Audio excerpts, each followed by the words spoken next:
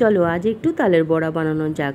সবাই জানো তালের বড়া বানাতে, তবুও মনে হলো আর ইচ্ছা হলো তোমাদের সাথে শেয়ার করি আমি যেভাবে তালের বড়া বানিয়ে থাকি। আর জানো তো অনেকদিন ধরেই বলছি বরকে যে তাল নিয়ে আসতে, হয়তো বারবার ভুলে গেছে তাই আনতে পারিনি। আজকে কিন্তু তাল নিয়ে এসছে আর আমি একদম সমস্ত কিছু জোগাড় করে রেখেছি তালের বড়া বানানোর জন্য। দেখতেই পেলে তালটাকে প্রথমে আমি ভালো করে ছাড়িয়ে নিয়ে একটু জলের মধ্যে এই 10 থেকে 15 মিনিট মতো ভিজিয়ে রেখেছিলাম।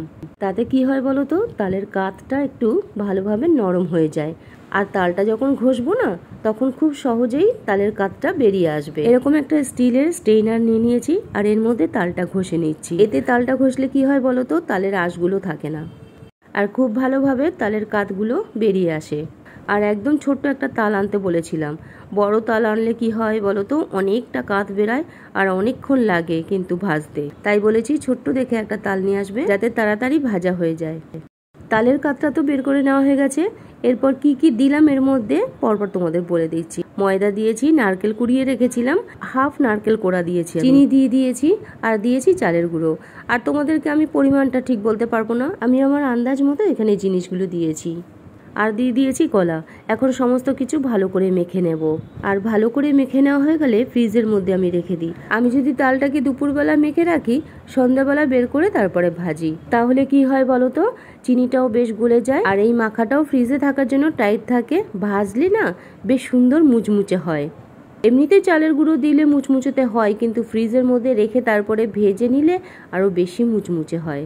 এখন প্রায় সন্ধে হয়ে গেছে আর ফ্রিজ থেকে বার করে নিয়ে আরও একটু ভালো করে মেখে নিলাম হাত দিয়ে। আর এদিকে কড়াইতে সাদা তেল গরম করে নিয়েছি। সাদা তেলটা কিন্তু আমি পুরো গরম করে নিই, মানে একদম ধোয়া ওঠা গরম করে নিই। হালকা গরম করে নিয়ে তালের বড়াগুলো এবার একা করে ভেজে নেব। আমার মা যখন বেঁচে তখন না দুটো ওভেনে দুটো কড়াই বসিয়ে দিত আর তালের বড়া ভেজে নিত, বলতো কি তাড়াতাড়ি হয়ে যাবে। তখন তালের বড়া ভাজা হতো পরিমাণে অনেকটা। দেখো বড়াগুলো এক সাইড ভাজা হয়ে গেছে, এবার উল্টিয়ে দিচ্ছি অন্য সাইড ভাজার জন্য। তেলটা অল্প গরম করে নিয়ে তালের বড়া ভাজলে তালের বড়া তাহলে পুড়ে যায় না। ছোট্ট ছোট্ট করে তালের বড়াগুলো তেলের মধ্যে ছেড়েছি। ছোট্ট ছোট্ট করে তালের বড়া ভাজলে কি হয় জানো তো, এটা ফুলে ফেপে বড় হয়ে যায়, তাই ছোট্ট ছোট্ট করে ছেড়েছি। আর সাইজে বড় করলে না আরো বেশি বড় হয়ে যাবে, দেখতেও বাজে লাগে। উল্টিয়ে পাল্টিয়ে তালের বড়াগুলো ভেজে নিচ্ছি। দেখো বেশ লাল হয়ে এসছে, তালের বড়া ভাজা হয়ে গেছে। এখন নামিয়ে দেব। আর এই দেখো তালের বড়া একদম রেডি। এখন আপাতত এই কটা ভাজা হয়েছে, আরও কড়াইতে ভাজা চলছে। দেখতে কেমন হয়েছে তালের বড়াগুলো অবশ্যই কিন্তু কমেন্ট করে জানাবে। আমাদের ঘরে কিন্তু আমরা সবাই তালের বড়া খেতে ভীষণ পছন্দ করি।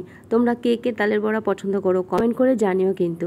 আর আজকের ভিডিওটা যদি তোমাদের ভালো লেগে থাকে একটা লাইক করে ভিডিওটা শেয়ার করে দিও আর আমার চ্যানেলটিকে সাবস্ক্রাইব করে দিও প্লিজ।